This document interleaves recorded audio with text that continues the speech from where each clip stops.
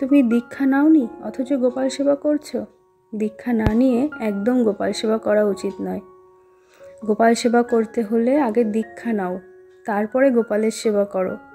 আর দীক্ষা না নিয়ে তো ভোগ রান্না করতেই নেই।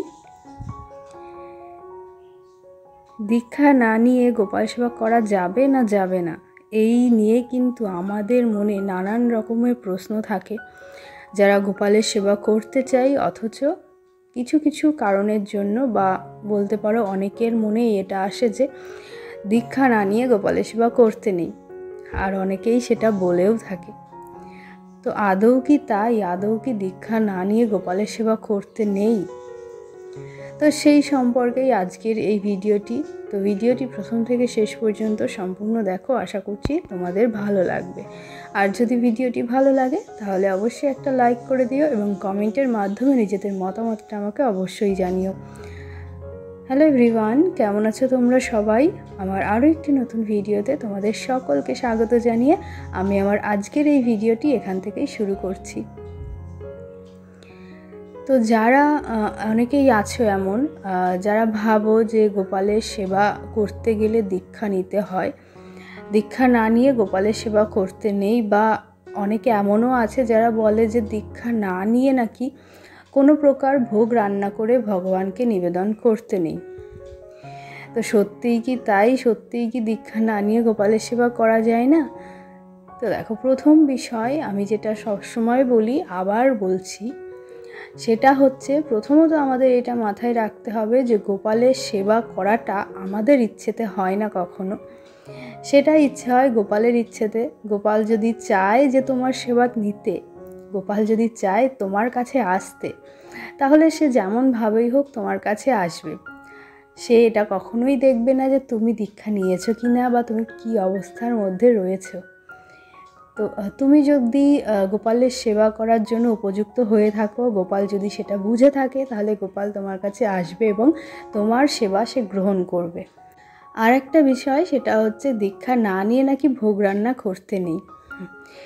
তো এটা কিন্তু আমাদের সামাজিকভাবে বলা হয় যে ভোগ রান্না করতে হলে আগে দীক্ষা নিয়ে তারপরে করা উচিত। তো এখানেও আমি সেটাই বলবো যে ভগবানকে যখন আমরা কিছু নিবেদন করছি, সেটা যেন আমরা মন থেকে দিই এবং ভক্তি সহকারে দিই। সেখানে দীক্ষা নেওয়া বা না নেওয়ার সেরকম কারণ আমার মনে হয় নেই। যদিও সামাজিকভাবে বলা হয় যে দীক্ষা নিয়ে তারপরে ভোগ রান্না করা উচিত, কিন্তু যদি আমাদের মন চায় এবং যদি গোপাল চান, তাহলে কিন্তু অবশ্যই আমরা গোপালকে ভোগ রান্না করে দিতেই পারি।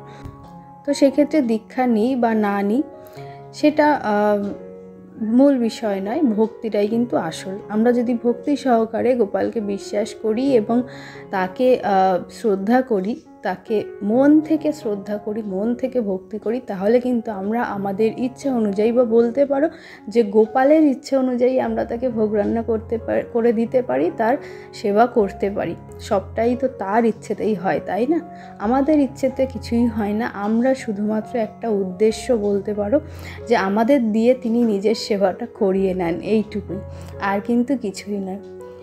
আর হ্যাঁ, দীক্ষা নিতে অনেকেই বলেন, আর অনেকেই হয়তো ভাবো যে দীক্ষা নিলে হয়তো বা অনেক কিছু পরিবর্তন হয়, অনেক পরিবর্তন আসে আমাদের জীবনে। তো আমি নিজে দীক্ষিত, আর আমি যদি বলি, তো দীক্ষা না নিলে সেরকম কোনো রকম পরিবর্তন আমাদের জীবনে আসে না।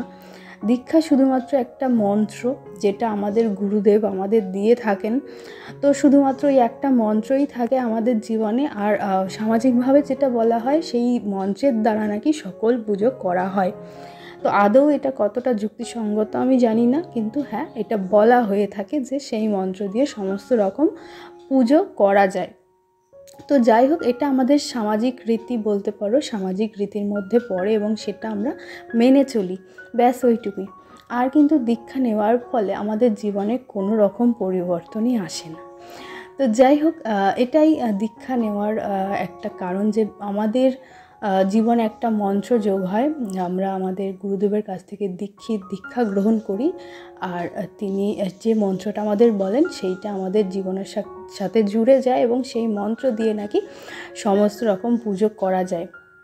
তো এইটুকুই পরিবর্তন আসে, আর আদারওয়াইজ কোনো রকম পরিবর্তন কিন্তু আমাদের জীবনে দীক্ষা নেওয়ার ফলে আসে না।